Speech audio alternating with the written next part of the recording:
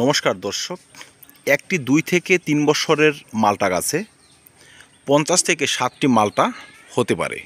একটি পরিণত দার্জিলিং জায়েন্টের লেবু গাছ থেকে আপনি পেতে পারেন 200+ কমলা লেবু। যেই ধরনের পাতিলেবু গাছে 2-4টে করে লেবু হয়, সেই ধরনের পাতিলেবু গাছও হবে গাছ ভর্তি ফলন।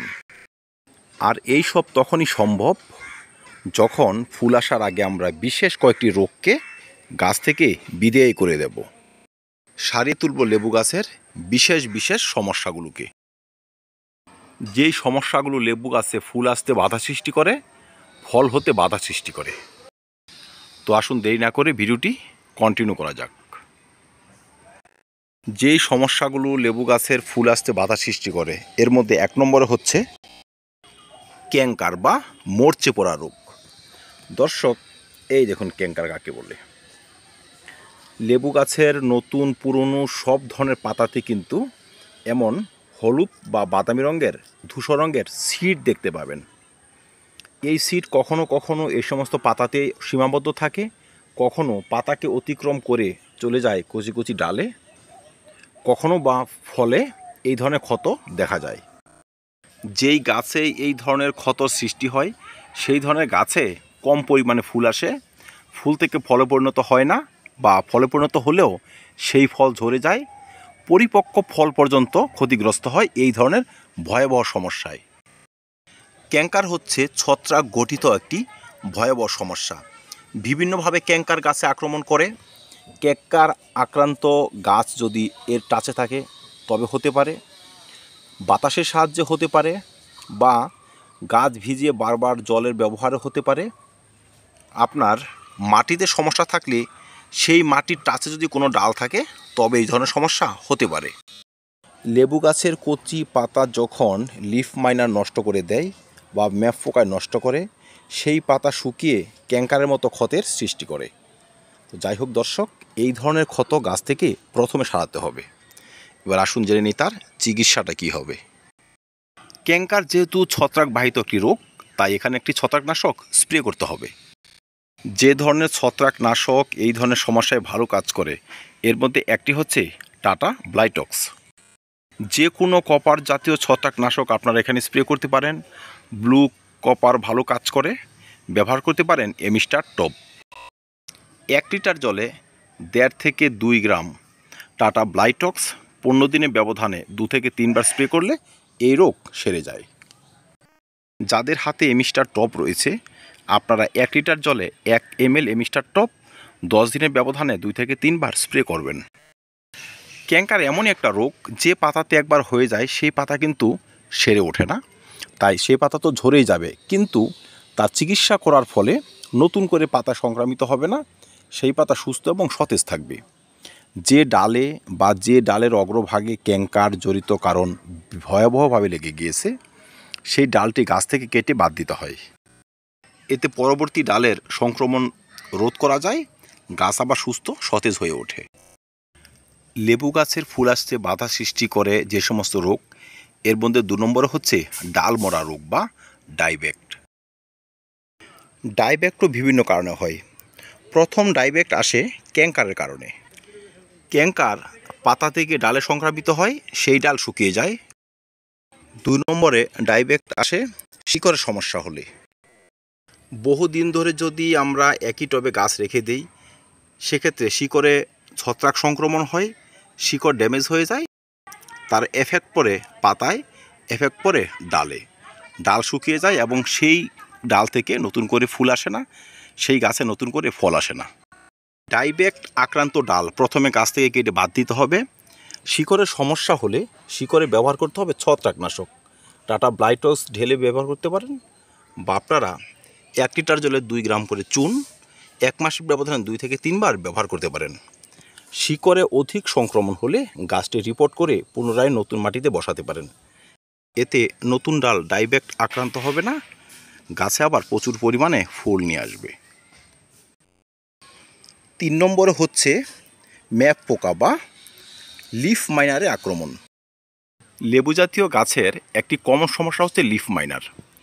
নতুন কচি পাতাতে সাদা মাছি বা তেমন পোকা বসবে, এখানে ডিম পারবে, সেই ডিম থেকে লার্ভার মতো পোকা সৃষ্টি হয়ে ম্যাফের মতো আঁকিবুকি সৃষ্টি করবে, পাতার ক্লোরোফিল অংশ নষ্ট করে দেবে, পাতাটি গাছ থেকে ঝরে যাবে। তাই এই ধরনের সমস্যা যদি হয়, আপনার গাছে ভালো ফলন কখনোই হবে না। তাই আপনারা নতুন পাতা গজানোর সঙ্গে সঙ্গে প্রফিনাফস সাইপারমেট্রিন গ্রুপের কীটনাশক গাছে স্প্রে করবেন। 1 লিটার জলে 1.5 থেকে 2 ml প্রোফেক্স সুপার 10 থেকে 12 দিনের ব্যবধানে 2 থেকে 3 বার স্প্রে করলে নতুন করে লিফ মাইনার গাছে আক্রমণ করে না। যে পাতা একবার হয়ে গেছে সেটি কিন্তু সারবে না, কিন্তু নতুন পাতায় আর সংক্রমণ হবে না। আপনার গাছ পর্যাপ্ত পরিমাণে ফুল নিয়ে আসবে। ফুল আসার আগে যদি আমরা লিফ মাইনারকে না সারাতে পারি, সেক্ষেত্রে সদ্য আসা পাতা যেমন নষ্ট করবে, তেমন ফুলকেও গাছ থেকে ঝরিয়ে দেবে, ফলন হয়ে যাবে শূন্য। 4 নম্বর হচ্ছে জংলি ডাল এবং ওয়াটার শাকার। গাছের গ্রাফটিংয়ের নিচ থেকে যে ডালগুলো বেরোয় সেগুলোকে সাধারণ ভাষায় আমরা জংলি ডাল বলি। সেই ধরনের ডাল যদি থাকে তবে মূল গাছের খাদ্যের সংকট হয়, গাছ কিন্তু ফুল নিয়ে আসতে পারে না। লেবু জাতীয় গাছে কিছু কিছু ডাল এমনভাবে গজিয়ে ওঠে যারা লম্বালম্বিভাবে শুধু উপরের দিকে যায়। সে সমস্ত ডাল শক্তপোক্ত দেখতে হলেও সেই সমস্ত ডালে থাকে রোগের বাসা। যেমন এই যে ডালটা, এইভাবে একটি ডাল আপনার লম্বালম্বিভাবে এতটা বাড়বে, মনে হবে কত শক্তিশালী ডাল। এই সমস্ত ডালে কিন্তু ফল আসে না, ফুল আসে না। তাই ফুল আসার আগে সেই সমস্ত ডাল গাছ থেকে কেটে বাদ দিলে যে সমস্ত ডালে ফুল আসবে তারা শক্তিশালী হবে, সেই সমস্ত ডালে প্রচুর পরিমাণে ফুল আসবে। এদের কিন্তু আমরা ওয়াটার শাকারও বলি। গাছের খাদ্যের ভাগ বসাবে এরা, জলের ভাগ বসাবে এরা, এবং এই ডাল থাকে প্রচুর রোগাক্রান্ত। এই ডাল অসুখের জন্ম দেয়। লেবু জাতীয় গাছ থেকে ভালো পরিমাণ ফলন না পাওয়ার জন্য আরেকটা ডাল দায়ী, সে হচ্ছে লম্বালম্বিভাবে বেড়ে যাওয়া এই ধরনের ডাল। ডালটি 4 ফুট 5 ফিট হয়ে গিয়ে হয়তো অন্য কোনো ডালের উপরে পড়েছে, অন্য কোনো গাছের উপরে পড়েছে, বা মাটিতে ঠেকে রয়েছে। এই ধরনের ডালে ফুল এলেও সেই সমস্ত ফুল থেকে ফলে পরিণত হয় না। তাই এই সমস্ত ডালের গ্রোথকে যদি আমরা স্টপ করতে পারি, সেক্ষেত্রে মূল ডালে ভালো পরিমাণে ফুল আসে, সেই ফুল থেকে ফলে পরিণত হয়। তো দর্শক, ফুল আসার আগে এই সমস্ত ডালের 1/3 বা আধা দিয়ে আপনারা কেটে দিতে পারেন। এত কিছু পরিচর্যা করার পরও কিন্তু একটি পরিচর্যা থেকে যায়, সেটি হচ্ছে লেবু গাছের নিউট্রিয়েন্ট ডিফিসিয়েন্সি। অকারণে গাছের পাতা ফ্যাকাশে হয়ে যাওয়া, হলুদ হয়ে যাওয়া, বা কচি পাতা ঝরে যাওয়া। গাছে যদি পটাশিয়ামের ঘাটতি থাকে সেই ধরনের সমস্যা আসে, ম্যাগনেসিয়ামের ঘাটতি হলে সে সমস্ত সমস্যা হয়, আয়রনের ঘাটতি হলে সেই ধরনের সমস্যা আসে, আবার সালফারের ঘাটতি হলেও সেই ধরনের সমস্যা আসে ফুল আসার আগে। তাই আমরা গাছের নিউট্রিয়েন্ট ডিফিসিয়েন্সিকে কমানোর জন্য পটাশিয়াম ফসফরাসযুক্ত খাবার গাছের গোড়ায় ব্যবহার করব, এবং ভালো মানের অনুখাদ্য গাছের গোড়ায় ব্যবহারের সঙ্গে সঙ্গে গাছে স্প্রে করব।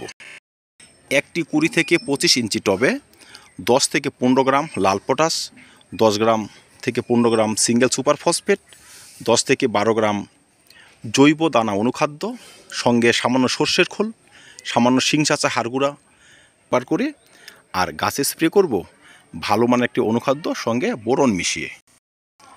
1 লিটার জলে 1.5 থেকে 2 গ্রাম মোবোবিন পাউডার সঙ্গে 1 থেকে 1.5 গ্রাম বোরন মিশিয়ে গাছে স্প্রে করা যায়। 1 লিটার জলে 1 ml অ্যাগ্রোমিন গোল্ড সঙ্গে 1.5 গ্রাম বোরন মিশিয়ে 15 দিনের ব্যবধানে 2 বার স্প্রে করা যায়। এতে নিউট্রিয়েন্ট ডিফিসিয়েন্সি কমে আসে, আচ্ছা প্রচুর পরিমাণে ফুলের জন্ম দেয়, আর সেই সমস্ত ফুল থেকেই প্রচুর পরিমাণে ফলন হয়।